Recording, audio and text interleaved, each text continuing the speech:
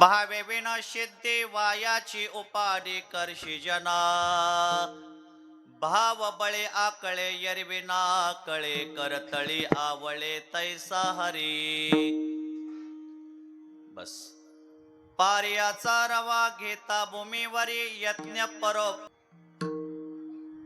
ज्ञानदेव म्हणे निवृत्ती निर्गुण दिदले संपूर्ण माझे हाती हरिमुखे म्हणा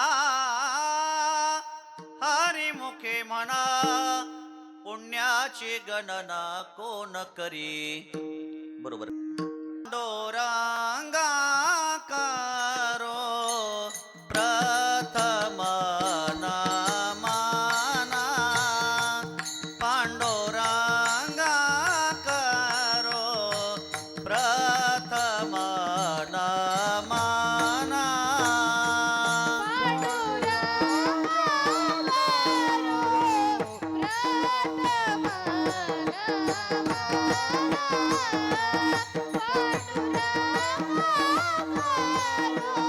प्रथम नामाना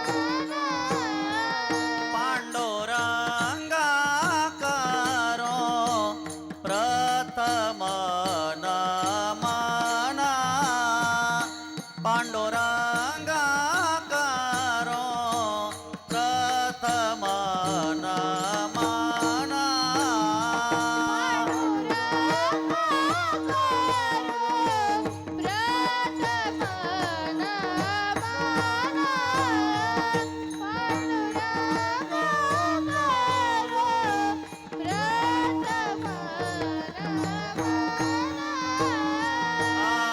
दोसरे चरण संताची दोसरे चरण संताची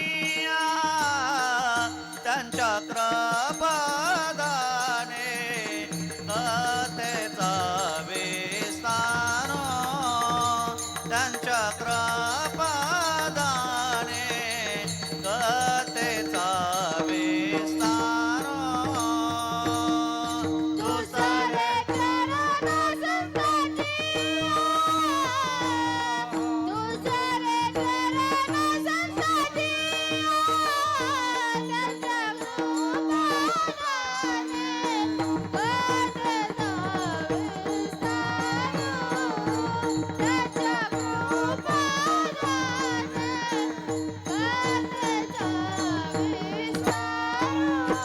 पांडुरंग करो प्रथम नामाना दुसरे चरण संताची दुसरे चरण संताची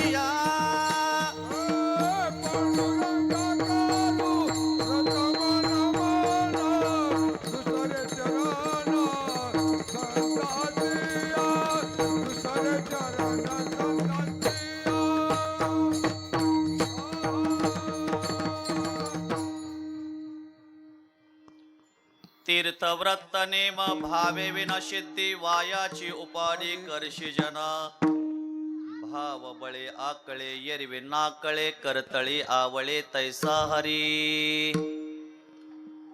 भगवान पंढरीशी पांडुरंग परमात्मा कैवल्य साम्राज्य चक्रवर्ती संत श्रेष्ठ ज्ञानोबराय वैराग्य रागरसिक श्री जगद्गुरु तुकोबराय अखिल संत मांद्याळी माता भगिनी वडीलधारी मंडळी सर्व गुणीजन मंडळी सर्व कलाकार मंडळी सर्व महाराज मंडळी सर्वांच्या हसीम अपार अपूर्वाशा कृपानुग्रहाने पावन झालेल्या या डोंबाळवाडी गावामध्ये एक दिवशीय नैमित्तिक कीर्तन नैमित्तिक कथा आपण या डोंबाळे परिवारामध्ये संपन्न करतोय। मला ह्या शिगडीचा त्रास व्हायला लागलाय जास्त स्वयंपाकाच्या प्राप्तस्थळी संप्राप्ते सेवेसाठी निवडलेला अभंग समाधीचे राजे अलंकापूर निवासी संत श्रेष्ठ ज्ञानोबराय विको कमी कर यांचा चार चरणाचा अभंग सेवेकरता निवडलेला आहे। थोडा गेन द्या, साधा आवाज द्या। या अभंगामध्ये श्री ज्ञानोबराय आपल्याला भावाचं वर्णन या मृत्यूलोकामध्ये करतात। हे दोन्ही मुलं खाली बसवा बरं। ही दोन मुलं. अभंग हरिपाठ प्रकरणातील आहे. या अभंगामध्ये ज्ञानोबरायांनी भावाचं वर्णन केलेलं आहे.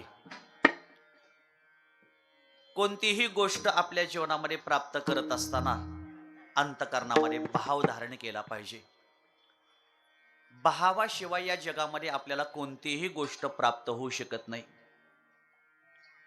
तुम्ही एखादा दगड समोर ठेवा, त्या दगडावर भाव ठेवा, तर त्या दगडामध्ये भावाचं चैतन्य प्राप्त होऊन तो दगड सुद्धा तुम्हाला एक दिवशी देव आहे असं समजता येईल. ज्ञानोबरायांनी सांगितलं, कोणतंही कार्य करताना भावाने कार्य करा, अंतःकरणामध्ये भाव धारण करा आणि ते भाव धारण करून आपल्या जीवनामध्ये ते कार्य करा. वर्ष श्राद्ध करताना भाव धारण करून करा. गावात सप्ताह करायचा आहे, भाव धारण करून करा. मृदंग वाजवायचा आहे, भाव धारण करून वाजवा. कीर्तन करायचंय, भाव अंतःकरणामध्ये तयार करून करा. गायन करायचंय, अंतःकरणामध्ये भाव धारण करा, प्रेम धारण करा. ते मिळत असतं. कोणतंही कार्य करताना अंतःकरणामध्ये भाव पाहिजे आणि ज्ञानोबराय आपल्या या अभंगामध्ये भावाचं वर्णन करतात. अभंगावर बोलण्यापूर्वी अल्पसा परिहार. कार्यक्रम कशा निमित्तानं, त्याचं आयोजन काय आहे, प्रयोजन काय आहे, माहीत आहे तरी सांगणं हे वक्त्याचं कर्तव्य आहे. वैकुंठवाशी, कैलासवाशी, स्वर्गवाशी आदरणीय हरिभक्त परायण हनुमंत केरबा डोंबाळे, आज मामांचं हे प्रथम पुण्यस्मरण, प्रथम वर्ष श्राद्ध आपण या डोंबाळे परिवारामध्ये या ठिकाणी संपन्न करतोय. या डोंबाळे परिवाराच्या माध्यमातून मला कीर्तन सेवा करण्याचा या ठिकाणी योग प्राप्त झालेला आहे. डोंबाळे परिवाराच्या माध्यमातून माझ्याकडे आलेली ही कीर्तनाची सेवा आहे. गेल्या वर्षी म्हणजे या घरामध्ये हनुमंत मामाची मुलं आहेत, त्यांच्या मुली आहेत, त्यांचे नातू, त्यांच्या नाती, त्यांचा परतवंड, असा हा सर्व त्यांचा नातू नातींचा हा सर्व परिवार आहे. पै पाहुण्यांचा परिवार आहे. या परिवाराच्या माध्यमातून आज आपण सर्व मिळून या ठिकाणी हनुमंत मामांना भावपूर्ण या ठिकाणी श्रद्धांजली समर्पित करणार आहे. कार्यक्रम करत असताना हा माझ्या एकटेवर कार्यक्रम होत नाही, सगळ्यांचं सहकार्य लागतं. कार्यक्रमाला गोड साऊंड सिस्टीम माझे परममित्र आदरणीय विष्णू वाघमोडे, उमरे दहेगाव, विष्णूला हे नमस्कार करतो. शिवनंदन वारकरी शिक्षण संस्थेतले हे बाळगोपाळ विद्यार्थी आहेत, त्यांना हे नमस्कार करतो. गोड गायनाचार्य हरिभक्त पारायण आदरणीय आमचे बाबुरावजी महाराज गायकवाड, त्यांना हे नमस्कार. माझी मुलगी समृद्धीताई गोड विनेकरी बाबा आहेत, आचार्य महाराज या ठिकाणी आहेत, स्वयंपाकाचं काम चालू आहे. माता भगिनी या भागाला आमच्या मामी आहेत, म्हणजे सगळे नातेवाईक. आमच्या समोर बसलेले आमचे आजोबा डोंबाळे मामा आहेत, सर्व पै पाहुणे मंडळी. आज कीर्तनाचं शूटिंग करणारे माझे परम मित्र, ज्यांनी यूट्यूब चॅनल चालू केलेला आहे, चंदनजी यमगर, केतकी निमगाव, बाळूमामाचे सेवेकरी, सर्व पै पाहुणे मंडळी, सर्वांना नमस्कार करतो. आपण बरोबर 12:15ला 12:20ला सेवा करायची आहे. एक मला सगळ्यांना विनंती आहे, मित्रमंडळींना, मुलांना, पै पाहुण्यांना एक विनंती आहे, आपण सर्वांनी मिळून या कीर्तनामध्ये एकत्रित यायचं आहेत. आमचे मेहुणे पाठीमागे बसलेले आहेत, विनोदजी थोरात. हरी मुखे म्हणा,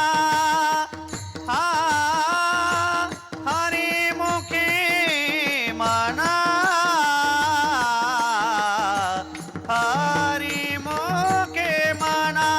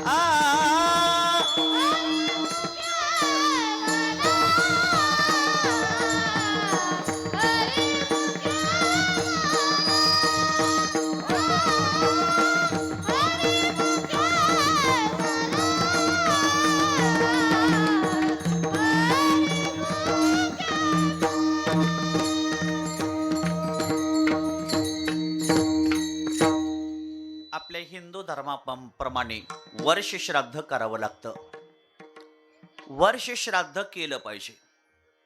श्राद्धायुक्त अंतकरणातून केलेले जे कार्य आहे याला श्राद्ध म्हटलं जातं. आपल्या हिंदू धर्माप्रमाणे आपल्यावर काही ऋण आहेत. पहिलं देव ऋण, देवाचं ऋण आपल्यावर आहे. नंतर संत ऋण आहे. ज्ञानोबराय, तुकोबराय, नामदेवराय अनेक संत आहेत. या संतांचं ऋण आपल्यावर आहे. नंतर ऋषी ऋण आपल्यावर आहे. नंतर पितृ ऋण आपल्यावरती आहे. देवाचं ऋण आपल्यावर आहे. देवाच्या ऋणातून मुक्त झालं पाहिजे. त्याच्यासाठी आपण देवाचं भजन केलं पाहिजे. देवाचं नामस्मरण केलं पाहिजे. सकाळी नामस्मरण करा, संध्याकाळी नामस्मरण करा. तुम्हाला जिथं जागा मिळेल, जिथं वेळ मिळेल तिथं देवाचं नामस्मरण आपण केलं पाहिजे. तुम्ही हरी म्हणा, तुम्ही गोविंद म्हणा, तुम्ही गोपाळ म्हणा, हरी नारायण. राम म्हणा, घनश्याम म्हणा, सीताराम म्हणा, आत्माराम म्हणा. तुम्ही हरी म्हणा, तुम्ही गोविंद म्हणा, तुम्ही गोपाळ म्हणा, हरी नारायण. देवाच्या ऋणातून मुक्त होण्यासाठी देवाचं भजन आपण सगळ्यांनी मिळून केलं पाहिजे. तरच आपण देवाच्या ऋणातून मुक्त होतो. देवाची तुळशीची माळ गळ्यामध्ये घातली की आपण देवाच्या ऋणातून मुक्त होतो. ऐकण्याने जे पुण्य मिळतं याच्यापेक्षा हजारो पटीनं पुण्य लक्ष देऊन कीर्तन ऐकण्याने मिळतं. म्हणून ऐकणं फार महत्वाचं आहे. देवाचं ऋण आपल्यावर आहे. नंतर संत ऋण आपल्यावर आहे. ज्ञानोबरायांचं ऋण आपल्यावर आहे. का? ज्ञानोबरायांनी आपल्याला पवित्र ज्ञानेश्वरी सारखा ग्रंथ दिला. या मृत्यूलोकामध्ये अनेक अन्याय अत्याचार या भारतभूमीमध्ये होत होता. पण तो अन्याय अत्याचार होत असताना सुद्धा ज्ञानोबरायांनी पांडुरंगाची भक्ती कधी सोडली नाही. तलवारीचे अनेक प्रकारचे आवाज या भारत देशामध्ये येत होते. स्त्रियांच्या किंचाळ्या प्रत्येकाच्या कानावर येत होत्या. आणि याच्याबरोबर ज्ञानोबरायांनी हरिपाठाचा, टाळाचा सुद्धा आवाज या मृत्यूलोकामध्ये चालू ठेवलेला आहे. आता या कलियुगामध्ये स्त्रियांच्या किंचाळ्यांचा आवाज कमी झालेला आहे. स्त्रियांचा अत्याचार कमी झालेला आहे. त्यांचा आवाज कमी झाला. पण टाळाचा आवाज आजही ज्ञानोबरांनी चालू ठेवलेला आहे. घुळ घुळा वाजते टाळ, जन जना नाद रसाळ. उदो झाला पाहली वेळ, उठा वाचे वदा गोपाळ गा. ज्ञानोबरांचं भजन केलं, ज्ञानोबरांची ज्ञानेश्वरी वाचली की ज्ञानोबरांच्या ऋणातून मुक्त होतो. तुकोबरांचा पंचमवेद गाथा वाचला की तुकोबरांच्या ऋणातून मुक्त होतो. तिसरं ऋण आहे ऋषी ऋण आहे. नंतर आणि आपल्या घरातलं पितृ ऋण आहे. जे आई वडील आपल्या घरातून निघून गेलेले आहेत त्यांचं पिंडदान आपल्या घरामध्ये केलं पाहिजे. त्यांचं वर्ष श्राद्ध आपण केलं पाहिजे. श्रद्धायुक्त अंतकरणातून केलेले जे कार्य आहे याला श्राद्ध असं म्हटलं जातं. करत असताना आपल्या हिंदू धर्माने आपल्याला जे काही संस्कार सांगितलेत ते संस्कार केले पाहिजेत. पहिला संस्कार आहे गर्भाधान संस्कार आपण करावा. बाळ जन्माला आल्यानंतर बाळाची 5वी पूजणं हा संस्कार आहे. जोपर्यंत 5वी पूजत नाही तोपर्यंत बाळाची पत्रिका निघत नाही. बरोबर आहे काका ना? मुलगा झाला की लगेच दुसऱ्या दिवशी घरातली जातात, काका पेढे घ्या, पेढे घ्या, पेढे घ्या. काका पेढे घेतात, पेढा खातात आणि ते मुलाचे वडील म्हणतात, अहो काका पत्रिका काढावं मुलाची. काका म्हणतात कधी जन्माला आलंय? अहो म्हणले कालच आलंय. काका म्हणतात जा घरी येड्या बावळ्या, इकडून येऊ नको लगेच. 5वी पूजल्याशिवाय माझ्याकडे येऊ नको. 5वी बाळाची पूजली की 6व्या दिवशी पत्रिका निघत असते. 5व्या दिवशी 6वी बाळाच्या कपाळावर अक्षर लिहिते रात्री 12 वाजता. 5वी प्रत्येक बाळाची पूजायची असते. आपली सगळ्यांची पूजलेली आहे. 6वी येत असताना रात्रभर आपल्या घरामध्ये दिवा लावून ठेवला पाहिजे. दिवा विझून द्यायचा नाही. ट्यूबलाईट वगैरे अजिबात लावायची नाही. दिवा लावायचा. 6वी आल्यानंतर त्या उजेडामध्ये बाळाच्या कपाळावर अक्षर लिहिल. आणि जर दिवा विझला असेल तर 6वी अंधारामध्ये तिच्याकडून काहीतरी चुकीचं वेडवाकडं लिहिलं जाईल. आणि एकदा चुकीचं वेडवाकडं लिहिलं की कधीही पुसणार नाही. का लल्लाटी जे लिहिले ते मोडे नगा काही केले. काळे गोरे पण फुटले पिटोनेने, काळे गोरे पण धुतले फिटोनेने. एकदा काळा गोरा रंग शरीराला प्राप्त झाला की बदलता येणार नाही. तसं सटवीनं कपाळावर लिहिलेलं अक्षर कधीही बदलता येणार नाही. म्हणून रात्री दिवा रात्रभर लावून ठेवावा. सटवी पूजणं, सटवाय पूजणं म्हणजे तो पाचवी पूजणं हा संस्कार आहे. तिथून पुढं घरामध्ये 12व्या दिवशी बाळाचं नाव ठेवायचं, नामकरण विधी. आणि नाव ठेवताना बाळाचं एकच नाव ठेवायचं, माऊली, तुकाराम, विठ्ठल, पांडुरंग. समजा पांडुरंगाच्या नवसानं झालं तर नाव पांडुरंग ठेवायचं, बाळूमामाच्या नवसाने झालं तर नाव बाळू ठेवायचं, माऊलीच्या नवसानं झालं तर नाव माऊली ठेवायचं, तुकोबरायांच्या नवसानं झालं तर नाव काय ठेवायचं, तुकोबराय ठेवायचं, तुकाराम ठेवायचं. मुलींची नावं सुद्धा घरामध्ये गीता, सीता, तारा, आणखी मुलांची नावं ठेवतो, मुलींची नावं ठेवतो. मीरा नाव ठेवा, त्या माध्यमातून मीराबाईचं स्मरण होईल. जना नाव घरामध्ये ठेवा, त्या माध्यमातून जनाबाईचं स्मरण होईल. सीता नाव ठेवा, त्या माध्यमातून आईसाहेबाचं स्मरण होईल. म्हणून नावं ठेवावी. तिथून पुढं लग्न हा एक संस्कार आहे, तो संपन्न करावा. तिथून पुढं शेवटचा संस्कार अंत्येष्टीचा, मरणाचा संस्कार आपल्या घरामध्ये करावा. एखादी व्यक्ती निघून गेल्यानंतर भजन करत स्मशानामध्ये वाजवत न्यावं. तिथून पुढं अग्नीचा संस्कार द्यावा. तिथून पुढं अस्थि संचय कराव्यात, गंगेत विसर्जन कराव्यात. तिथून पुढं 10वा करावा. तिथून पुढं 13वा करावा. 13वा केला की 13व्याच्या दिवशी आपण एखादी वस्तू घरामध्ये पाळायची असते. मुलांनी घरात काहीतरी पाळायचं. काय पाळायचं? त्यांना जी वस्तू आवडते ती वस्तू आपण आपल्या घरामध्ये पाळायची. त्यांना जर चहा आवडत असेल तर वर्षभर चहा प्यायचा नाही. त्यांना दूध आवडत असेल तर वर्षभर दूध प्यायचं नाही. त्यांना भात आवडत असेल, त्यांना पोळी आवडत असेल तर वर्षभर ते आपण खायचं नाही.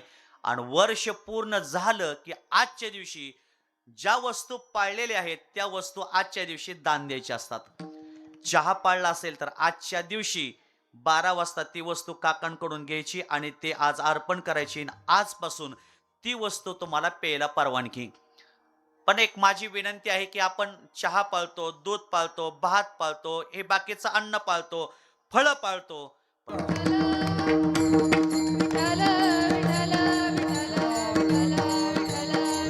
ओहो, कारण भगवान परमात्म्याने आपल्याला जन्मच दिलेला आहे. देवाचं नामस्मरण, देवाचं भजन करण्यासाठी आपल्याला भगवंताने देह दिलेला आहे. देवे दिला देहा, देवे दिला देहा, देवे दिला देहा भजना गोमाता. देवे दिला देहा, देवे दिला देहा, देवे दिला देहा भजना गोमाता.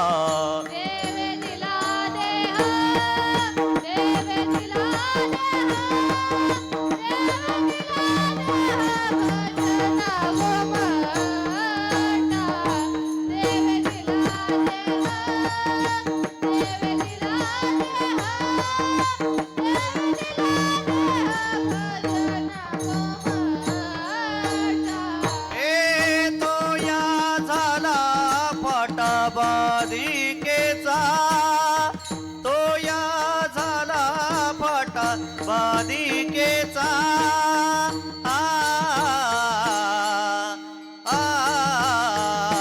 देवे दिला देहा, देवे दिला देहा, देवे दिला देहा भजना गोमाता. देवे दिला देहा, देवे दिला देहा, देवे दिला देहा भजना गोमाता.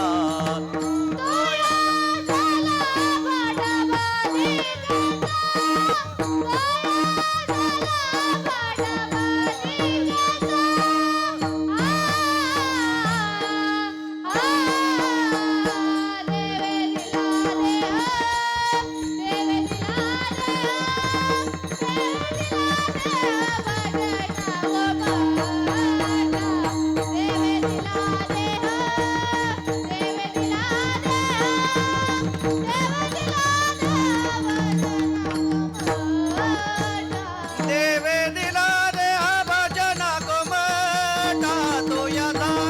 फाटा बालिकेचा, तो या झाला फाटा बालिकेचा, तो या झाला फाटा बालिकेचा.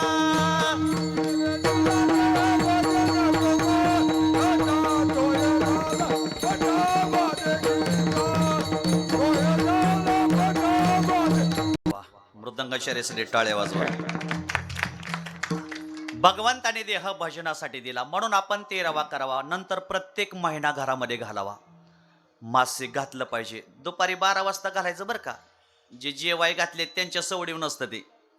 हा अहो काम आहे संध्याकाळी येतो नाही चालत ते.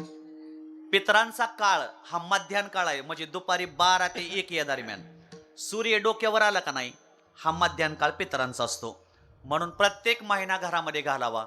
असे 11 महिने घरामध्ये घालायचे आणि 12व्या महिन्याला वर्ष पूर्ण होतं. वर्ष पूर्ण झालं की वर्ष श्राद्ध. गेलेल्या व्यक्तीचा आत्मा ज्या दिवशी अंत्यविधी झालेला आहे त्या दिवसापासून वर्षभर सृष्टीमध्ये फिरतो आणि वर्षभर सृष्टीमध्ये फिरून फिरून वर्ष पूर्ण झालं की बरोबर वर्ष श्राद्धाच्या दिवशी 12 वाजता घरी येतो. ऐका माझं बोलणं, बोलू नका. 12 वाजता या ठिकाणी येतो. 1 तास आपल्या घरी राहतो. आनंद काय, शोक काय, वातावरण काय, परिस्थिती काय, आत्मा पाहतो. मग त्या आत्म्याची सद्गती कशाने होईल? त्या आत्म्याला आपण जेवढं जेवढं पुण्य देईल त्याच्यावर त्या आत्म्याची सद्गती होते. माझ्याकडे लक्ष द्या की आपण त्या आत्म्याला पुण्य द्यायचं आणि हित केलेलं पुण्य वरती वापरायला मिळतं बरं का. वरती परलोकामध्ये वरती चालत असतं. एक जण म्हटला, महाराज अहो भारतातले पैसे दुबईमध्ये चालत नाहीत आणि हित केलेलं पुण्य वरती स्वर्गात कसं काय चालतं? चालतं बाबांनो. भारतातले पैसे दुबईमध्ये चालत नाहीत, अमेरिकेमध्ये चालत नाहीत, फ्रान्स, जपान, इंग्लंड, आफ्रिका कुठेही चालत नाहीत. पण एक वस्तू अशी आहे ती भारतात बी चालते आणि अमेरिकेमध्ये, दुबईमध्ये बी चालते. त्या वस्तूचं नाव काय? हा, ज्यांनी उत्तर दिलं त्यांना 2 रुपये बक्षीस, फक्त पोरं सोडून. सोनं अशी वस्तू आहे ती सगळ्या देशामध्ये चालते, सगळ्या काळामध्ये चालते, कुठेही चालते. तसं परमार्थ रूपी दहन आपण जर इथं खर्च केलं तर त्या दहनाचं पुण्य गेलेल्या व्यक्तीला वरती वापरायला मिळत असतं. परमार्थ महाधन, परमार्थ महाधन.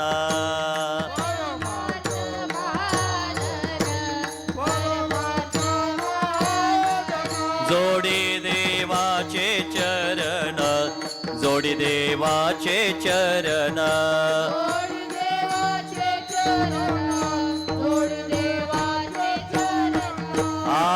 भावया जतन, भावया जतन.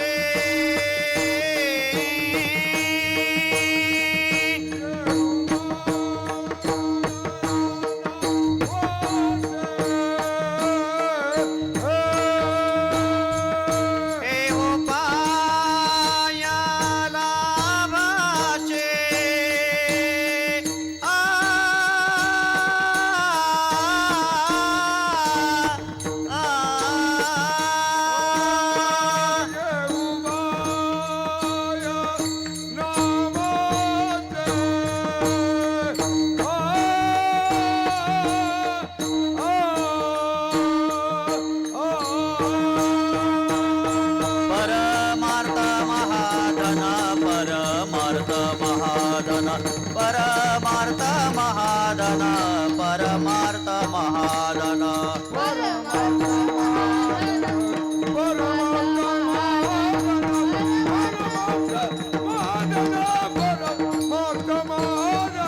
परमार्थ महाधन, जोडी देवाचे चरण, पावया जतना, हे उपाय लाभाचे.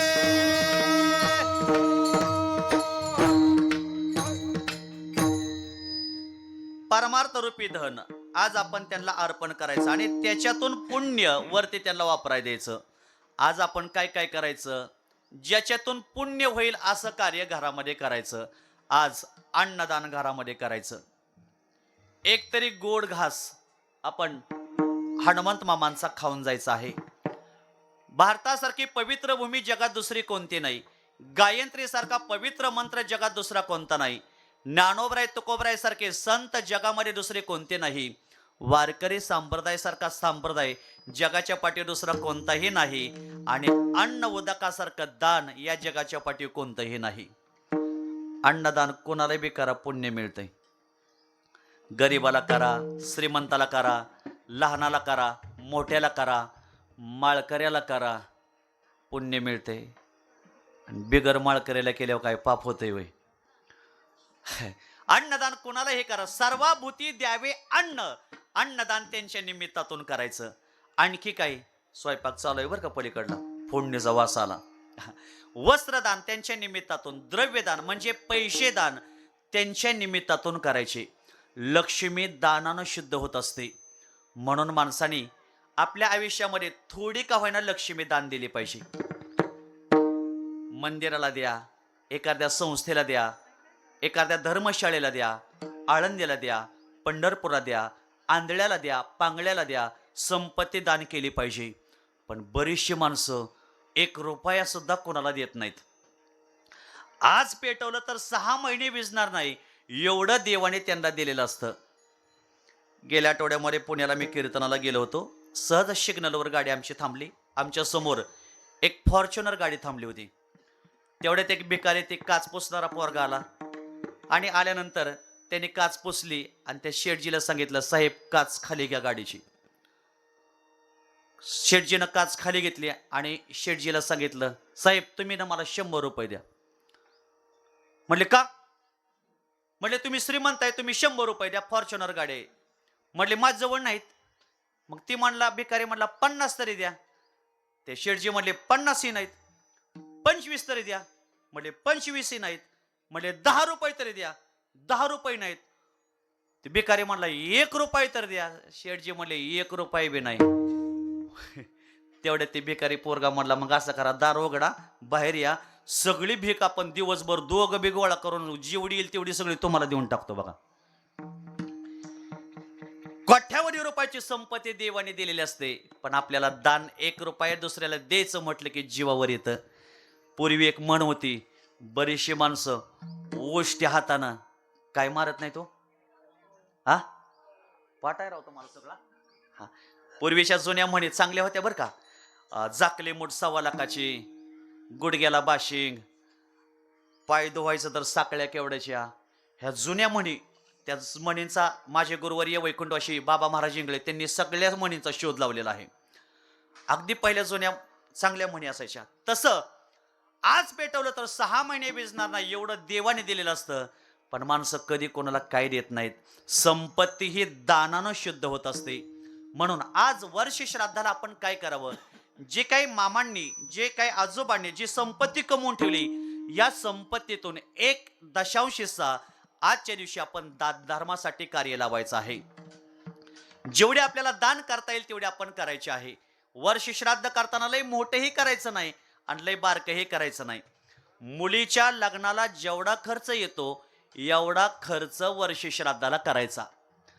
आता जर तुम्ही समजा मुलीचं लग्न करून दिलं आणि 5-50 हजार रुपये जर लग्न करून होंडा दिला, एवढा मुला मुलीच्या लग्नाला खर्च येतो, एवढा खर्च वर्ष श्राद्धाला करायचा. कमीही करायचं नाही आणि जास्तही करायचं नाही. हे गरुड पुराणात वर्णन आले. मग धन आपण दान द्यावं, अन्नदान करावं, वस्त्रदान करावं, द्रव्यदान करावं आणि ज्ञानदान. आजच्या दिवशी दारात कीर्तन घ्यायचं. आपल्या घरी कीर्तन घडलं पाहिजे. कीर्तन ऐकायला सगळ्या पाहुण्यांना बोलवलं पाहिजे. कीर्तन ऐकावं. का ऐकावं? कीर्तन ऐकल्यानंतर माणसाचे विचार बदलतात. विचार बदलले की माणसाच्या समजुती बदलतात. समजुती बदलली की माणसाची सुख दुःख बदलतात आणि सुख दुःख बदलले की मनुष्य वाईट गोष्टी सोडून चांगल्या मार्गाला प्रवृत्त होतोय. जगात कीर्तनासारखा चांगला मार्ग या मृत्यू लोकांमध्ये दुसरा कोणताही नाही. म्हणून माणसाने रोज कीर्तन ऐकलं पाहिजे, कीर्तन ऐकायला आलं पाहिजे, महिन्याला कीर्तन ऐकलं पाहिजे. आपल्या या डोंबाळवाडी गावामध्ये महिन्याला बाळूमामांची सेवा करत भंडाऱ्यामध्ये कीर्तन असतं. कीर्तन ऐकायला जरूर जावं. कलियुगामध्ये श्रेष्ठ साधन जर कोणतं असेल तर हे कीर्तन साधन आहे. विठ्ठल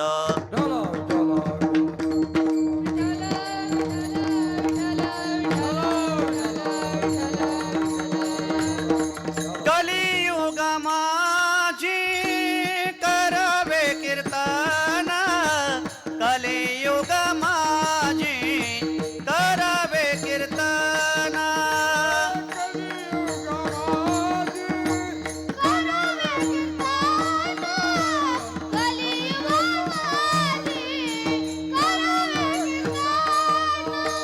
तेने नारायण दिल बेटे, तेने नारायण दिल बेटे. तेने नारायण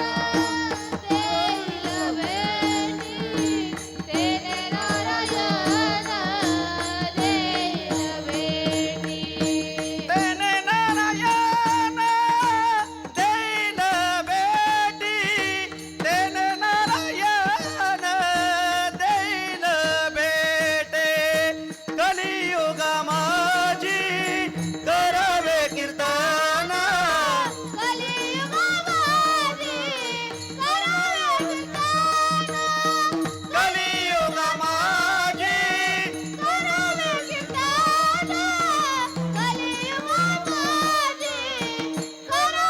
कीर्तन.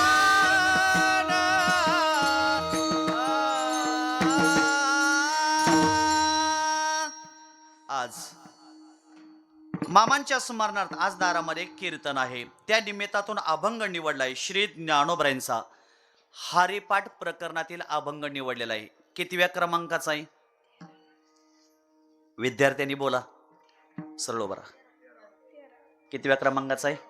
13व्या क्रमांकाचा अभंग 13व्या क्रमांकाचा आहे. या अभंगामध्ये ज्ञानोबरायांनी सतत श्री गुरूंचं नाव घेतलेलं आहे. या मृत्यू लोकामध्ये मनुष्य म्हणून जन्माला आल्यानंतर प्रत्येक माणसाची एक अपेक्षा आहे, एक धाव आहे, ती सुखाकडे आहे. यात कोणाचं दुमत आहे का हो? समुद्राची धाव, नदीची धाव सारखी समुद्राकडे आहे, तशी माणसाची सारखी धाव ही सुखाकडे आहे. का? मनुष्य जन्माला येताना सुखातून जन्माला आलेला आहे. या मृत्यू लोकामध्ये कोणाला मरू वाटत नाही, कारण मूळचा जीव हा अमर आहे. या मृत्यू लोकामध्ये कोणाला अज्ञान नको वाटतं, कारण मूळचा जीव हा ज्ञान स्वरूप आहे. आणि दुःख कोणाला नको वाटतं, कारण मूळचा जीव हा सुखरूप आहे, आनंद स्वरूप आहे. जशी नदीची सारखी धाव समुद्राकडे आहे, तशी माणसाची सारखी धाव ही सुखाकडे आहे. देव नको म्हणणारी लोक पावलोपावली भेटतील, पण सुख नको म्हणणारी लोक भेटतील का हो? अण्णा, सुख पाहिजे का हो? सुख पाहुणं, सुख पाहिजे का हो? तुम्ही आज कीर्तनाला कशासाठी आलाय?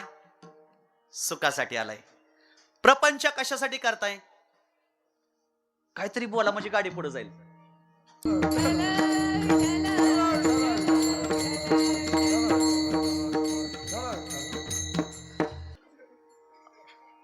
शूटिंगवाले कशासाठी आलेत? सुखासाठी आलेत. विनेकरी कशासाठी आलेत? सुखासाठी आलेले आहेत. प्रपंच कशासाठी आहे? सुखासाठी आहे. लग्न कशासाठी आहे? सुखासाठी आहे. कीर्तन कशासाठी आहे? सुखासाठी आहे. आळंदी पंढरपूरची वारी कशासाठी आहे? सुखासाठी आहे. आणि वर्ष श्राद्ध कशासाठी आहे? सुखासाठी आहे. प्रत्येक मनुष्य सुखासाठी धडपडत आहे, पण आजपर्यंत सुखासाठी मनुष्य प्रयत्न करतोय, पण इच्छित सुख माणसाला आजपर्यंत कोणालाही मिळालं नाही. दुःखासाठी कोणीही प्रयत्न करत नाही, पण तरीही पदरात दुःख आल्याशिवाय राहत नाही. हा, नापास व्हायला काही कष्ट लागतात का अण्णा? शाळेत नाही गेलं की, पेपर नाही लिहिला की, नाव नाही टाकलं की ऑटोमॅटिक नापास होणार आहे. पण पास होण्यासाठी अभ्यास करावा लागतो. टाळ वाजवायचा अभ्यास करावा लागतो. मृदंग वाजवायला येण्यासाठी अभ्यास करावा लागतो. एक वाक्य सांगतो, लक्षपूर्वक ऐका. मुलगा बिघडतो संगतीमुळेच आणि मुलगा चांगला घडतो हे संगतीमुळेच घडत असतो. हा, सगळ्यात घातक कर जर काय असेल तर आपल्या जीवनामध्ये संगती आहे. मुलगा जर वाईट मार्गाला, वाईटाच्या संगतीत गेला तर जीवनामध्ये वाईटच होतं, आणि चांगल्याच्या संगतीत गेला तर जीवनामध्ये चांगलं होत असतं. म्हणून संतांची संगती आपण केली पाहिजे. प्रत्येक मनुष्याची धाव, प्रत्येक माणसाची धाव ही सुखासाठी आहे. देव नको म्हणणारी लोक पावलोपावली भेटतील, पण या जगामध्ये सुख नको म्हणणारा मनुष्य शोधूनही सापडणार नाही. माझे गुरुवर्य ज्ञानेश्वर महाराज शिंदे एक उदाहरण सांगतात. गुरुवर्य मामासाहेब दांडेकर फर्ग्युसन कॉलेजमध्ये विद्यार्थ्याला शिकवत होते, आणि फर्ग्युसन कॉलेजमध्ये विद्यार्थ्यांना शिकवत असताना मामासाहेबांकडे गेले आणि मामासाहेबांना म्हणाले, मामासाहेब मला एक निबंध लिहायचा आहे. मामासाहेबांनी सांगितलं, लिहा ना. नाही म्हणले, तुमचं मला सहकार्य पाहिजे, पण ऐका ना, तुम्ही कोणत्याही विषयावर निबंध लिहिणार आहे तेवढं मला सांगा. ते सर म्हणले, मी देव नाही या विषयावर निबंध लिहिणार आहे. मामासाहेब थोडे हसले, म्हणले, तुम्ही काय जगातली पहिली व्यक्ती नाही की देव न मानणारी. तुम्ही जगातली काय पहिली व्यक्ती नाही की देव न मानणारी. हिरण्यकश्यप जन्माला आला, त्याने देवाला मानलं नाही. राजा रावण आला, त्याने हे देवाला मानलं नाही. सर, तुम्ही जरूर देव नाही या विषयावर निबंध लिहा, पण जाता जाता एक वाक्य ऐका. एक दिवस देव तुमच्या आयुष्यात अशी अडचण निर्माण करेल की तुम्ही स्वतः ओरडून जगाला सांगसाल की जगामध्ये देव आहे म्हणून. जोपर्यंत एखादा अपघाताचा प्रसंग, अडचणीचा प्रसंग, संकटाचा प्रसंग आपल्यावर येत नाही, तोपर्यंत देवाविषयी दृढ भाव आपल्या मनात निर्माणच होत नाही. म्हणून देव मानण्यासाठी आपल्या प्रपंचात जेवढं सुख आहे ना, या सुखाबरोबर आपल्या प्रपंचात कधीतरी दुःख आलंच पाहिजे. दुःखाशिवाय माणसाला देवाचा आठव कधीही घडत नाही. काही लोक म्हणतात, महाराज देवा, आम्ही देवाला मानतो, पण जगामध्ये देव असता तर आम्हाला दिसला नसता का हो? विठ्ठल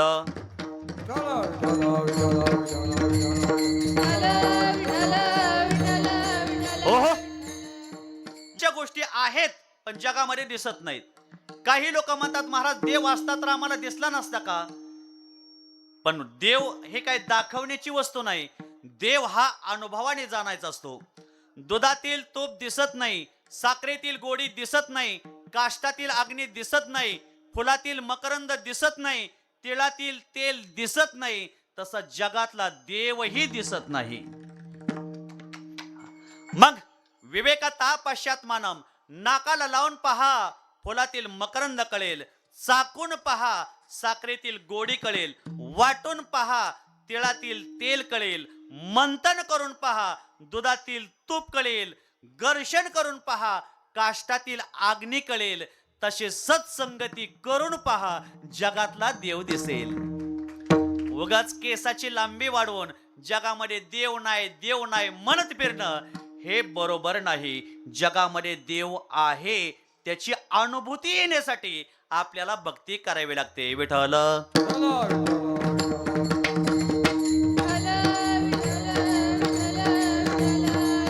देव आहे, देव आहे, देव आहे, देव आहे.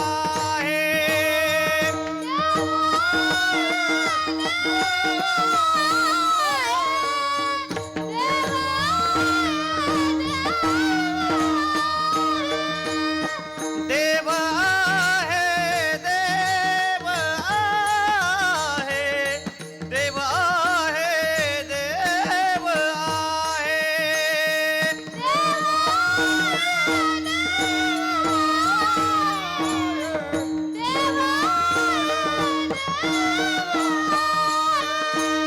हृदय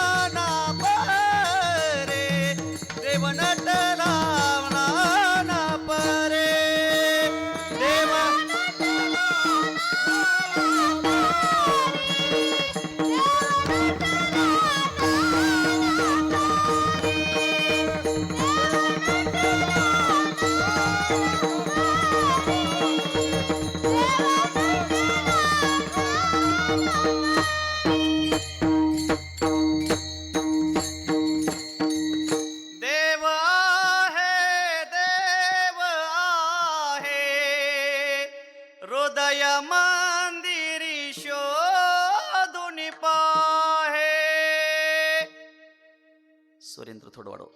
जगात देव आहे, देव प्रत्येक ठिकाणी आहे. झाडात देव आहे का हो? कुठल्या झाडात देव आहे सांगा बरं? पोरं म्हणतात बाबळीच्या. आ उमरीच्या झाडाखाली कोण असतं? दत्त भगवान परमात्मा. बरोबर आहे. सौंदर्य खाली कोणता देव आहे? मसोबा वगैरे असतो पाठीत. पिंपळाच्या झाडाखाली कोणता देव आहे? मुंजाबा आहे. झाडात देव आहे, प्राण्यात देव आहे. हा, चोरात देव आहे का हो? चोरात चोरात देव आहे का? नाही होय. आहे की हो? अहो, चोराला चोरी करायला लावणारा, बुद्धी देणारा तोच परमात्मा आहे ना. हा, वाघात देव आहे का? आहे. देव प्राण्यात आहे. म्हणून दत्ताच्या पाठीमाग गोमाता गायी आहे. गायीच्या शरीरामध्ये 33 कोटी देवता आहेत. हा, प्राण्यात देव आहे. म्हणून रोज सकाळी आपण गायीला नैवेद्य दाखवला पाहिजे. एका गायीला नैवेद्य दाखवला की 33 कोटी देवतेला नैवेद्य दाखवल्याचं जे पुण्य आहे ते गायीला नैवेद्य दाखवल्यानंतर मिळत असतं. म्हणून प्रत्येक मानव मात्राची धावी सुखाकडे आहे. पण माणसं म्हणतात आम्हाला सुख पाहिजे. देव नको म्हणणारी लोक पावलोपावली भेटतील, पण सुख नको म्हणणारा मनुष्य शोधून सापडणार नाही. मग सुख आहे कुठं? सुख आहे परमात्म्याच्या ठिकाणी.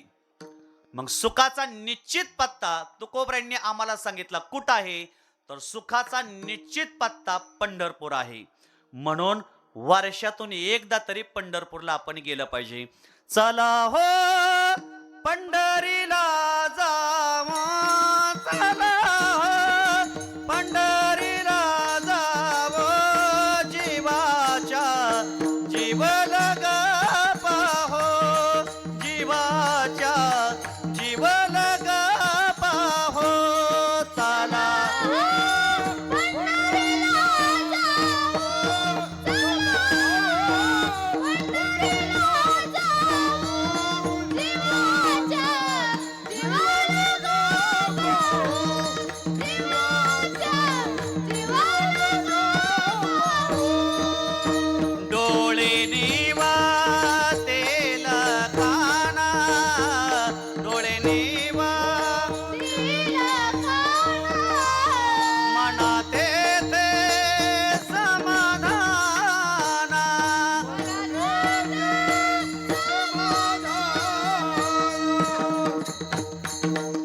चला हो पंढरीला जावं, चला हो पंढरीला जावं, जीवाच्या जीव लगा पाहो, जीवाच्या जीव लगा पाहो.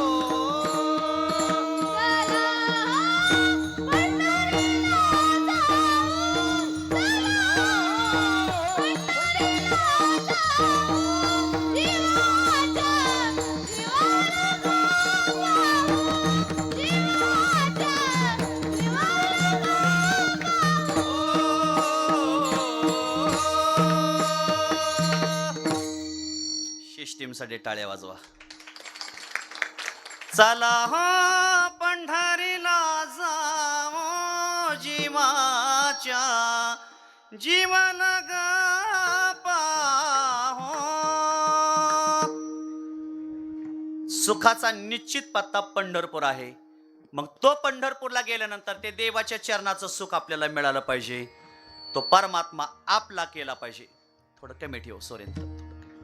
आपुला तो एक देव करुणी घ्यावा, तेने विना जीवा सुख नोहे.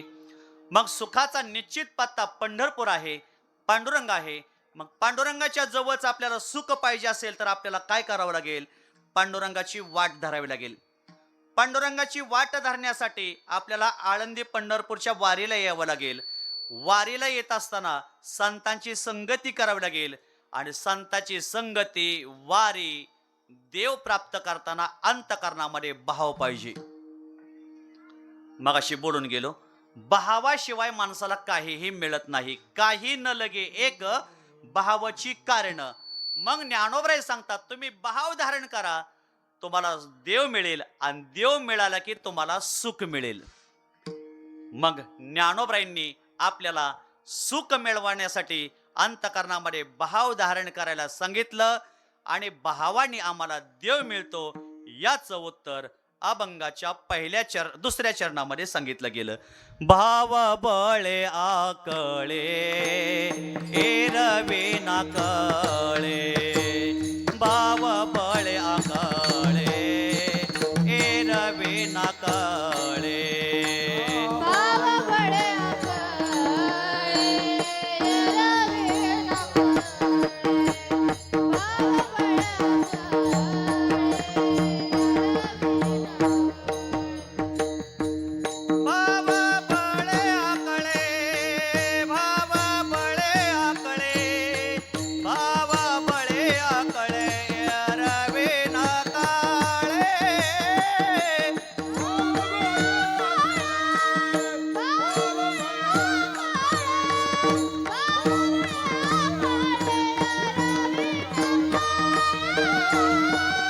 तळे आवळे तैसा हरे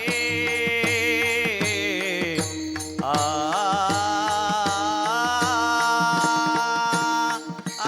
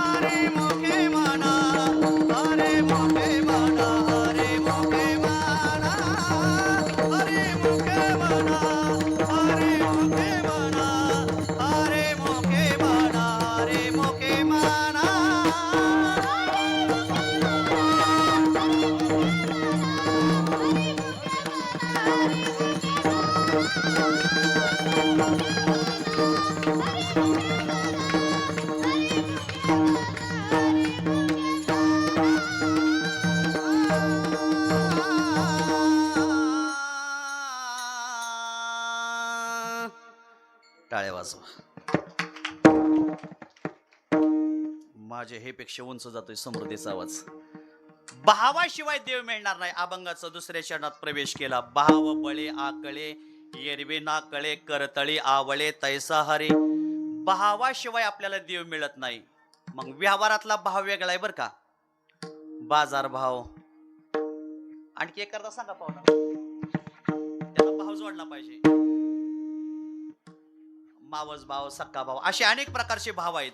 पण भाव या शब्दाचा अर्थ परमार्थामध्ये प्रेम, भाव या शब्दाचा अर्थ विश्वास, भाव या शब्दाचा अर्थ श्रद्धा, भावाने तुम्ही देवाला नुसतं पान अर्पण करा, देवाला मिळतं. पत्रम पुष्पम फलम तोयम यो मे भक्त्या प्रयशती. भावाने कोणतीही गोष्ट देवाला द्या, देवाला आवडते. चटणी भाकरी घरातली देवाला अर्पण करा, देवाला आवडते. आणि गुलाबजाम समोर ठेवा, खा खा, देवाला म्हणाव अरे आमच्या शिवाय तुला कुठं मिळतंय, ती म्हणतो तुझ्या काडीला गुलाबजामला. मग देवाला भावाने कुठलीही गोष्ट दिली की देवाला 100% आवडते. म्हणून समोरच्या माणसाला बोलत असताना भावपूर्ण बोललं पाहिजे. आणखी एक वाक्य सांगतो. आपण वर्ष श्राद्धाला आलोय. श्रद्धांजली अर्पण करताना सुद्धा पहिला शब्द आहे कोणता? जाऊ का घरी, मी येतो चहा पिऊन. उत्तर काय काय पुढं? भावपूर्ण श्रद्धांजली. म्हणून कोणतीही कार्य करताना भाव लागतो. भावे विना देव नकळेने संदेह, गुरुविना अनुभव काही साकळे. भावाशिवाय देव कधीही मिळत नाही. मने नाही भाव मने देव मला पाव, देव आशा न भेटायचा नाही रे. देव बाजारचा भाजीपाला नाही रे. वा, मनात नाही भाव आणि देवा मला नाही. म्हणून समोरच्या माणसाला आपण बोलत असताना भावपूर्ण बोललं पाहिजे. पण आज समाजामध्ये बरीचशी लोक समोरच्या माणसाला बोलताना कमी समजून बोलतात. जी माणसं समोरच्या माणसाला कमी समजून बोलतात ती माणसं आयुष्यामध्ये कधीही मोठी होत नाहीत. मग आपण मोठं व्हावं असं वाटत असेल तर समोरच्या माणसाला मोठेपणा द्या. आपला मोठेपणा समोरच्याला मोठेपणा देण्यात असतो, दिला पाहिजे. समोरच्या माणसाला आपण कमी समजून बोललो की जीवनामध्ये आपण कमी होत असतो. तसं भावानी गोष्ट अर्पण करा. बर महाराज, भावाने देव मिळतो मान्य आहे. मग आणखी कोणती साधन आहेत का हो? त्या साधनाने आम्हाला देव मिळेल का हो? मिळतात ना. कोणती साधन आहेत? तीर्थ, व्रत आणि नियम हे 3 साधनं करा. त्या 3 साधनाने तुम्हाला देव मिळल्याशिवाय राहणार नाही. विठ्ठल तीर्थ व्रत नेमा भावे विनाशिती.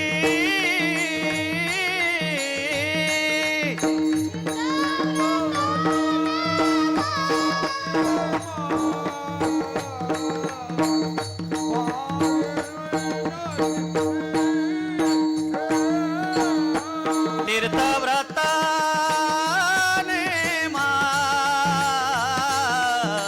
भावे विनाशिती.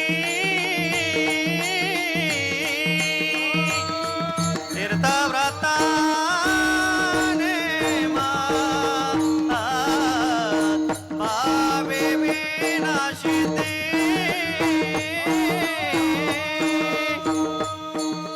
तीर्थव्रत नेम भावे विनाशिती वायाची उपाधी करशे जना. तीर्थव्रत नेम भावे विनाशिती वायाची उपाधी करशे जना. राम कृष्ण हरे हरे मुखे मना, हरे मुखे मना, हरे मुखे मना, हरे मुखे मना.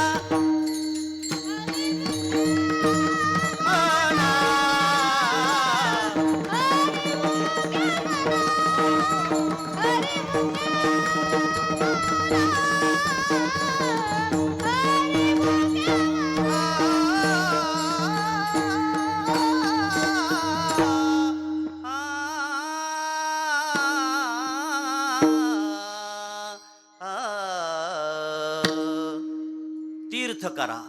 आपण तीर्थाला गेलं पाहिजे. आम्ही अष्टविनायकची ट्रिप काढली. आम्ही 2 केल्यात, 5 करण्याचा संकल्प केलाय. अष्टविनायक 8 गणपती महाराष्ट्रातले आपण जर त्यांची जर आपण तीर्थयात्रा केली तर गणपती बाप्पा आपल्या मनातली सगळी मनोकामना पूर्ण करतात. आमचे एक मित्र आहेत, त्यांना एक 10-12 वर्ष मूलबाळ होत नव्हतं. त्यांनी अष्टविनायकच्या 5 तीर्थयात्रा केल्या, त्यांना मुलगा झालाय. आमचे एक मित्र आहेत, 16 वर्षातून आमच्या मित्रांना मुलगा झालाय. 16 वर्षातून. फक्त त्यांना सांगितलं अष्टविनायक गणपतीची तीर्थयात्रा करा. अष्टविनायकाचं स्मरण केलं पाहिजे. आपण अष्टविनायकाला गेलं पाहिजे. यायचं असेल तर चला, तुम्हाला नेऊन आणतो. अष्टविनायकला गेलं पाहिजे, तीर्थाला गेलं पाहिजे. आळंदी हे तीर्थ आहे, पंढरपूर तीर्थ आहे, देहू हे तीर्थ आहे, काशी विश्वेश्वर हे तीर्थ आहे, घृष्णेश्वर तीर्थ आहे. त्या तीर्थाला गेलं पाहिजे आणि गेल्यानंतर काहीतरी तिथं सोडलं पाहिजे. माणसं जुन्या चपल्या सोडतात आणि नवीन चपल्या घेऊन येतात. अहो लोकांचा स्वभाव आहे. तीर्थाला गेल्यावर काहीतरी सोडलं पाहिजे. काय सोडा? आपल्या अंतकरणातला अहंकार सोडा. बरीचशी लोक काय करतात, घरातली जुने कपडे बोचक चिंध्या नेतात आणि तिथं देवापाशी नेऊन सोडतात. आज पंढरपुरामध्ये एक जेसीबीच ठेवलाय तिथली घाण काढायला. तीर्थाला गेल्यावर काहीतरी सोडावं लागतं. एका व्यक्तीला विचारलं, म्हणलं तुम्ही पंढरपूरला गेलता, काय सोडलंय? म्हणले महाराज राग सोडलाय. लय राग यायचा मला. म्हणलं परीक्षा घेतो, या घरी संध्याकाळी पुरणपोळीचा स्वयंपाक जेवण करायला. घरी जेवायला आलं, जेवण वाढलं. म्हणलं कुठे गेलता? म्हणले पंढरपूरला गेलतो. काय सोडलंय? महाराज सकाळी सांगितले की राग सोडलाय म्हणून. जेवण मध्यंतरी आलं, भात वाढला, पुढं पुरणपोळी वाढली. पुन्हा विचारलं कुठे गेलता? म्हणले पंढरपूरला गेलतो. काय सोडलंय? अहो म्हणले महाराज 3दा झाले की राव तुम्हाला सांगायचं पंढरपूरला गेलतो म्हणून. पंढरपूरला गेलतो. म्हणलं वाढायला लागलाय बरं का. पुन्हा नंतर शेवटी विचारलं कुठे गेलता? म्हणले पंढरपूरला गेलतो. काय सोडलंय? समोर तांब्या दिला होता पाण्याने भरलेला. ओचाला म्हणला फेकूनच हाणे, सांगितलं ना तुम्हाला पंढरपूरला गेलतो म्हणून. म्हणलं तुम्ही राग सोडला नाही, उलट राग भरपूर घरी घेऊन आलेला आहे. हा सोडला नाही. माणसं सोडतात पण पुन्हा वाढतात त्याच्यामध्ये. राग सोडा. देवाच्या समोर उदबत्ती जाळण्यापेक्षा आपल्या अंतकरणातला अहंकार जाळा. माणसाला संपत्तीचा अहंकार असतो, कलेचा अहंकार असतो, शेतीचा धनाचा अहंकार असतो. बाबांनो रावणाचं टिकलं नाही ना आपल्या गरीबाचं कुठेही टिकू शकत नाही. नाही टिकलं म्हणून आहे त्याचा गर्व कधीही करायचा नाही. मग एक करा, तीर्थाला जावा, आळंदीला जावा, पंढरपूरला जावा, देहूला जावा. तीर्थ केले पाहिजेत, व्रत केलं पाहिजे. एकादशीचं व्रत सगळ्यांनी करायचं. आता एकादशी येणार आहे. कोण कोण एकादशी धरणार? आता मी सांगितलंय म्हणून जे धरेल त्यांना 2 रुपये बक्षीस. एकादशीचं व्रत करायचं. गेल्या मी 15 दिवसामध्ये एक व्हॉट्सअपला बातमी पाहिली, ऐका. विज्ञानानं असं सिद्ध केलंय, परदेशातल्या बाहेरच्या आउट ऑफ कंट्रीतल्या डॉक्टरांनी असं सिद्ध केलंय, एकादशीचा जर उपवास केला, काही सुद्धा खायचं नाही, फक्त पाणी प्यायचं. शक्यतो तुम्हाला पाणी जरी प्यायचं टाळता आलं तरी टाळा. 24 तासात पाणी प्यायचं नाही, जेवायचं नाही, काही खायचं नाही. जर 1 दिवस जर तुम्ही उपवास एकादशीचा केला तर कॅन्सरचे सगळे विषाणू पोटातले मरून जातात. हे तुम्ही वाचलंय का नाही काही माहित नाही, पण तरी विनंती आहे, आपल्याला कॅन्सर सारखा आजार होऊ नये असं वाटत असेल तर निर्जला एकादशीचा उपवास आपण सगळ्यांनी मिळून करायचा आहे. चला एकादशी करा, सोमवार करा, व्रत करा आणि नियम काहीतरी करा. मंदिरात दर्शनाला जाण्याचा नियम, बाळूमामाची आदमापूरची वारी करण्याचा नियम. दुसरी गोष्ट, कपाळाला गंध लावण्याचा नियम. आमचे प्रत्येक वारकरी रोज कपाळाला गंध असतो. एक मनुष्य माझ्याकडे आला आणि मला म्हणला, महाराज माझा एक नियम आहे. म्हणलं काय आहे? म्हणले नियमाने दाढी करतो. आज बरीचशी लोक आहेत नियमाने दाढी करतात. एक विनंती, एक मनुष्य दिवसातून 3दा दाढी करतो. मी त्यांना विचारलं, बाबा दिवसातून 3दा दाढी करण्यापेक्षा दिवसातून 3दा हरिपाठ वाचा, पदरामध्ये पुण्य पडल्याशिवाय राहणार नाही. काहीतरी नियम करा. आणि हे केलं पण ते करताना सुद्धा अंतकरणामध्ये भाव धारण करून करा, तुम्हाला मिळेल. आता आपण काय करू? भगवंताचं नेमाने भजन करू, पांडुरंगाचं चिंतन करू, फुलं वाटायला सुरुवात करा. एक 5 मिनिटामध्ये, एक 7 मिनिटामध्ये आपण सेवा पूर्ण करूया. 12:20ला पूर्ण होईल. म्हणून जे काही उभा राहिले त्यांनी येऊन बसलं तर मंडपात तरी चालेल. थोडं भजन आपण या ठिकाणी करूया. पुरुष मंडळी हात वरती करावं. जागा आहे तर मंडपात जागा या घेऊन उभा राहिले लोक. उन्हात काम उभं राहत आहे. हार घेऊन या. मंडपात जागा. पांडुरंग पांडुरंग पांडुरंग पांडुरंग पांडुरंग पांडुरंग पांडुरंग.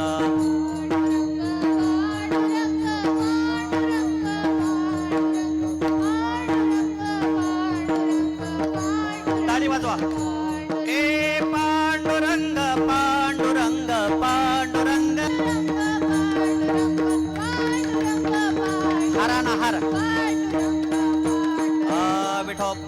रखुमाई जय जय विठोबा रखुमाई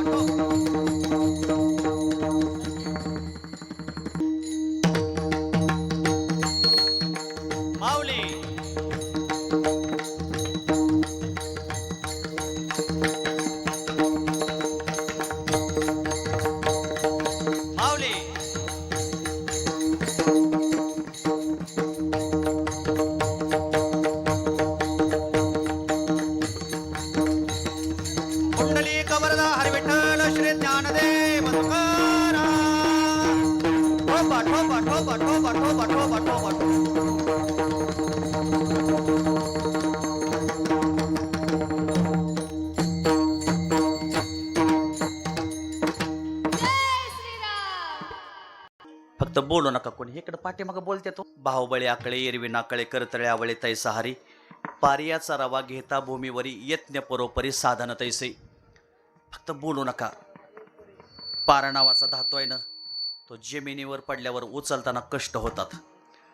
सगळे धातू घन स्वरूपात आहेत, पण पारा नावाचा धातू द्रव्य स्वरूपामध्ये.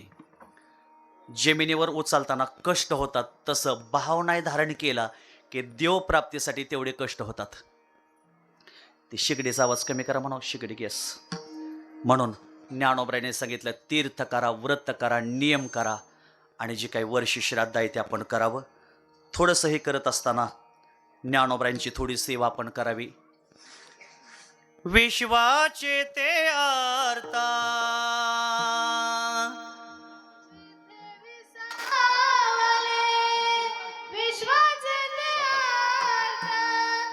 जे ते विसावले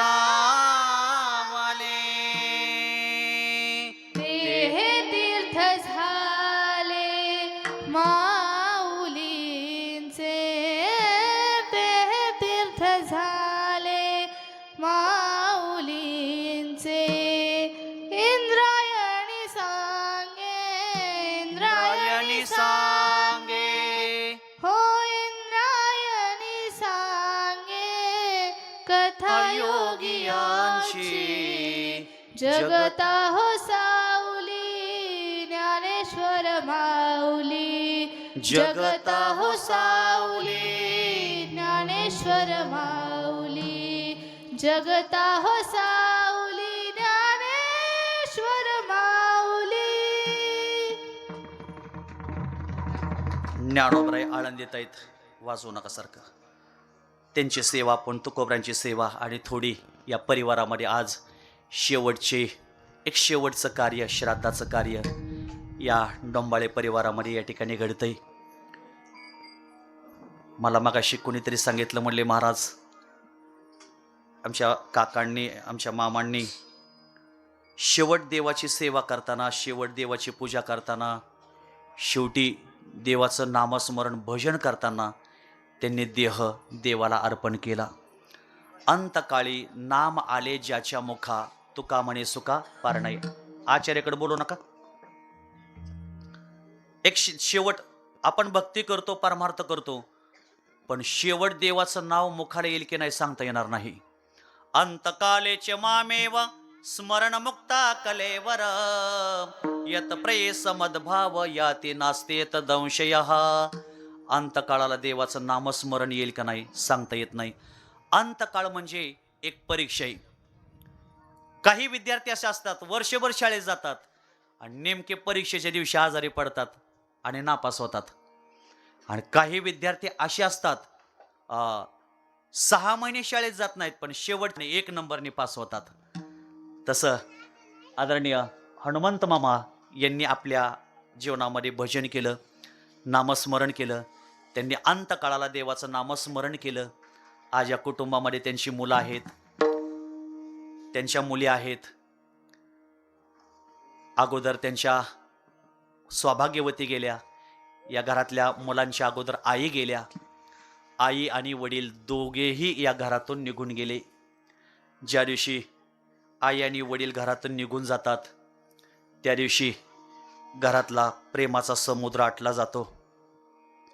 प्रपंचाला आई पाहिजे, प्रपंचाला वडील पाहिजेत. ज्या मुलांना आई वडिलाचं प्रेम मिळालं ती मुलं या जगात भाग्यवान आहेत. या कुटुंबाला आईचं वडिलांचं प्रेम मिळालं. एक हलकेच्या परिस्थितीतून एक कष्ट करून घाम गाळून हे कुटुंब पुढं नेलं. एक शेतकरी म्हणून कुटुंबामध्ये जन्माला आले, पण आज त्यांची मुलं, त्यांची नातू एक सुशिक्षित या घरामध्ये कुटुंबामध्ये आहेत. एक चटणी भाकरी खाऊन पहिली माणसाने दिवस काढलं, रानामाळामध्ये फिरून हलकेच्या परिस्थितीमध्ये दिवस काढलं. आणि कष्टाला 100% फळ मिळत असतं. तुम्ही कष्ट करा, घाम गाळा, जगामध्ये तुम्हाला 100% देव देत असतो. वडील फाटकी कपडे घालतात आणि मुलाबाळासाठी चांगले कपडे घेऊन देतात. बाळांनो, काय पाहिजे ते मागा, मी द्यायला तुम्हाला तयार आहे. कपडे मागा, चपल्या मागा, तुम्हाला काय पाहिजे ते मागा, मी तुम्हाला द्यायला तयार आहे. पण एकच, वाईट मार्गाला जाऊ नका. कोणते आई वडील असे आहेत की मुलाबाळाला वाईट मार्गाला जायला शिकवतात? कधी शिकवत नाहीत. जन्म देणं आई वडिलाच्या हातामध्ये, फक्त कर्म देणं आपल्या हातामध्ये नाही, ज्याच्या त्याच्या प्रारब्धानुसार. म्हणून या कुटुंबामध्ये त्यांनी हलकेच्या परिस्थितीतून हे कुटुंब पुढे नेलं आणि भगवंताचं नामस्मरण करत करत त्यांनी आपला देह भगवंताला समर्पण केला. आज एक वडील म्हणून त्यांनी आपल्या कुटुंबामध्ये एक चांगल्या प्रकारची भूमिका बजावली. आईही घरामध्ये कुटुंबाला पाहिजे, वडीलही कुटुंबाला पाहिजे. चिडचिड करणारे असू द्या, खवळू द्या, त्यांनी शिवे देऊ द्या, त्यांनी मारू द्या, त्यांनी हाणू द्या, पण आई वडील मुलाला बोलतात याचं एकच कारण, माझ्या मुलाचं चांगलं झालं पाहिजे, माझ्या मुलाने नाव कमवलं पाहिजे. जी आमच्यावर काम करण्याची वेळ आली, ही वेळ आमच्या मुलांवर कधीही येऊ नये याच्यासाठी रात्रंदिवस झटत राहणारी मायबाप असतात. त्याच्या फाटक्या सदर्याला कशी ठिगळ जोडलेली, उभ्या आयुष्याला त्याने कशी कातर लावलेली. मला कसं होत या कुणी बाबा म्हणताना, उरे हुंद कदटतो या गोष्ट बापाची संगतना. उरा मंदी माया त्यांच्या काळ्या मेघावानी, दाखवेना कधी कोणा डोळ्यातल पाणी. जेजो जेजो संसाराचा गाडा हाकला, फटामधी हसो जरे कणावा कला. गडीभर तो थांब जरा, ऐक त्याची धापर. लई अवघड हाय गड्या उमगाया बापर, उमगाया बापर. मुकी मुकी माया त्याची मुकी घालवेला, लेकराच्या पायी उभा जन्म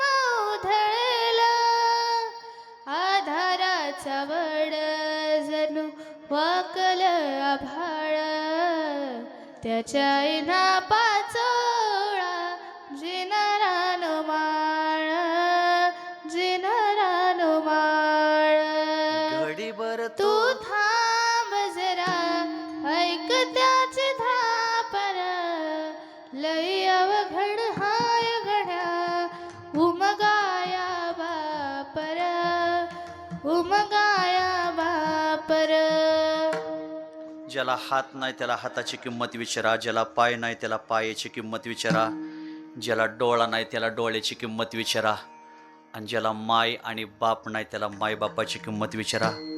जगाच्या पाठीवर एकच अदालत आहे, त्या अदालतीमध्ये सगळे गुन्हे माफ केले जातात. ती अदालत म्हणजे आईवडिलाची आहे. हनुमंत मामांनी आपल्या जीवनामध्ये जे काही कार्य केलं असेल, आज एवढं मोठं श्राद्ध त्यांचं या कुटुंबामध्ये घडलं केलं. यात मुलांना, त्यांच्या मुलींना, त्यांच्या कुटुंबातल्या नातू नातींना सगळ्यांना कोटी कोटी धन्यवाद देतो. सगळे पाहुणे आज या शेवटच्या कार्यक्रमाला आले, त्यांनाही कोटी कोटी धन्यवाद देतो. एक आपल्याच महाराजांना, आपल्याच पाहुण्यांना सांगूया म्हणून, एक कौतुक म्हणून मी या ठिकाणी उभा राहिलोय. मी काही मोठा कीर्तनकार नाही. एक कुठंतरी आळंदीमध्ये मी 2-4 वर्ष राहिलो असेल, माझ्या गुरूंची काही सेवा केली असेल, तो मला मिळालेला प्रसाद आहे. ना तरी बालक बोबडा बोले का वाकुडा विचुका पावले, ते चोज करून मावले रेजे जेवी याने येणे. आळंदीमध्ये जे काय मला राहायला शिकायला मिळालं असेल, तो माझ्या गुरूंचा प्रसाद आहे. नाहीतर आपल्यातली कुठं काय कीर्तनकार आहेत वै पोरं अवघड आहे. एक माऊलींच्या चरण सुखाजवळ शिकण्याचा आनंद मला मिळाला, म्हणून जाता जाता माऊलींच्या चरणी सेवा समर्पित करतो. जे काही गुरूंनी आम्हाला शिकवलं त्या गुरूंच्या चरणी सेवा समर्पित करतो. आमच्या मामांच्या चरणी सेवा समर्पित करतो. सगळे पाहुणे आहेत, त्यांच्या चरणी सेवा समर्पित करतो. जाता जाता एकच सांगेन, दारू कोणी प्यायची नाही, व्यसन कोणीही करायचं नाही, आणि जर इथून पुढं जर कोणी केलं तर साठवायची शपथ आहे तुम्हाला. बघा आता सुटली बरं का, सुटली, कशाला शपथ घालू.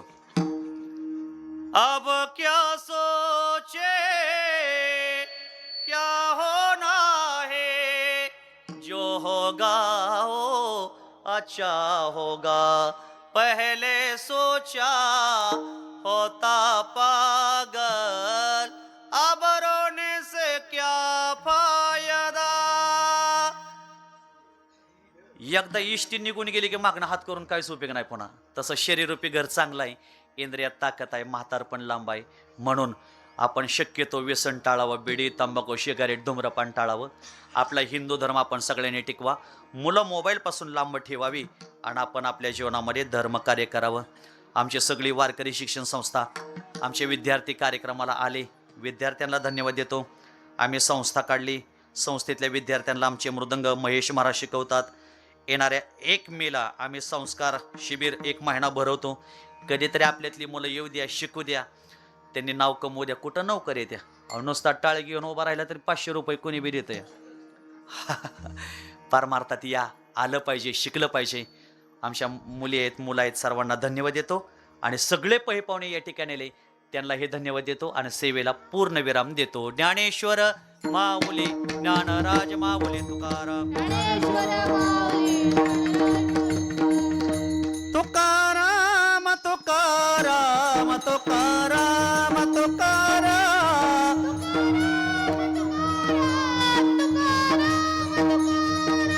तुकाराम तुकाराम तुकाराम तुकाराम,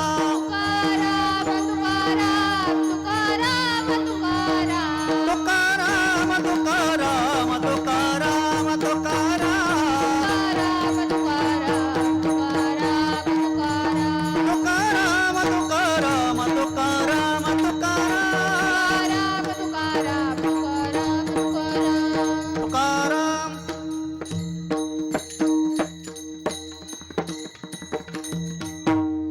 माझे परममित्र विष्णू वाघमोडे गोड सिस्टीम दिली बरं का, मला पाहिजे अशी दिली. तुला धन्यवाद देतो. जागेवर उभा राहा.